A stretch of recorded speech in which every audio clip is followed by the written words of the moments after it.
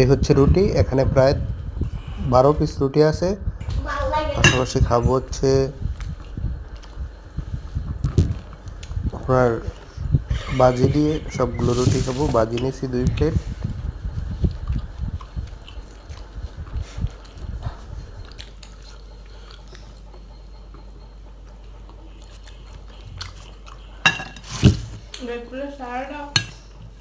সুন্দর করে একটা জল দিয়ে উঠে পানি দেওয়া হয়, ঠিক আছে।